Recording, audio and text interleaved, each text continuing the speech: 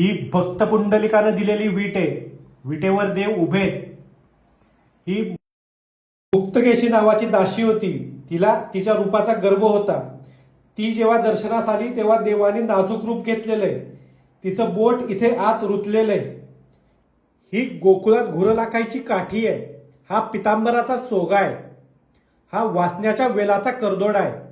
डाव्या हाती शंख आहे, उजव्या हाती कमलपुष्प आहे.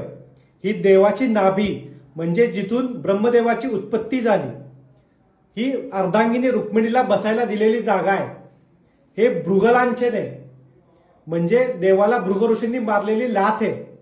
हा गळ्यामध्ये कौस्तुभ मणी आहे, कानामध्ये मकराकार कुंडल आहेत आणि मस्तकी शिवाकार महादेव आहे. बोला पुंडलिक विठ्ठल श्री ज्ञानदेव तुकाराम पंढरीनाथ भगवान की जय.